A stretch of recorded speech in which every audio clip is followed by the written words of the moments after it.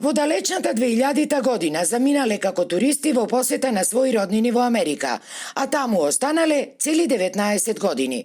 Брачниот пар Мари и Благоја Петрески, навлезени во 8-та деценија од животот, стари и болни, во 2019 година се враќаат дома во родниот Прилеп, убедени дека ќе го остварат правото барем на скромна американска пензија за тешката физичка работа која Благоја е работел таму, откако обезбедил легална работна виза и така ќе имаат спокојна старост. Вели си ги плаќал сите давачки кон американската држава, ама од за нив неразбирливи причини, не можат да дојдат до пензијата. Неуки изнемоштени, веќе 4-та година, тие овде живеат на работ од екзистенцијата, со 17.000 денари македонска пензија во изнајмен стан, а најблиските не се во можност да им помогнат. Со сите потребни документи, таму како секој американец работеше таму, така и ја работев.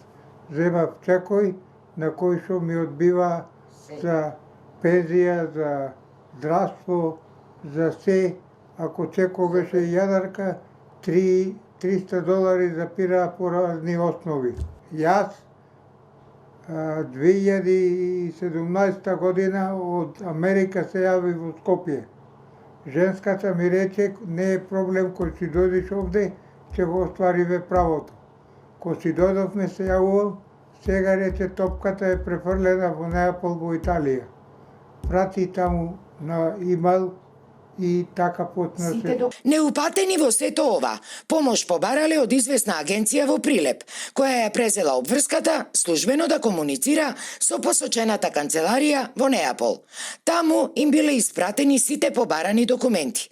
Првично, дури им била побарана и сметка каде да им бидат испраќани парите, но од пензијата ништо. Без никакво конкретно образложение, посетата административна голгота, Благоја бил одбиен.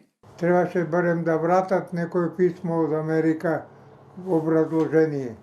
Овие од Скопје, од амбасада, можат многу да помогнат, а не Министерството за надворешни работи се занимава сега со 300 проблеми држава што ги има. Некој ќе се занича од Министерство за Благоја Петрески во Америка, очи не остварил право или не загинал таму во зградите некаде.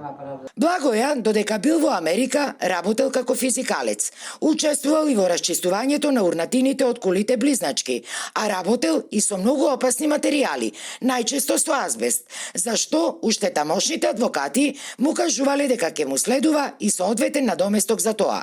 Сега Благоја вели дека се почесто и се посилно ги чувствува последиците по неговото здравје од долгогодишната работа со опасниот азбест, но нема пари да оди и да направи испитувања, па како што вели, сега им останувало само да си ја чекаат смртта, живеејќи со скромната македонска пензија која успеал да ја добие за некогашната негова работа како возач.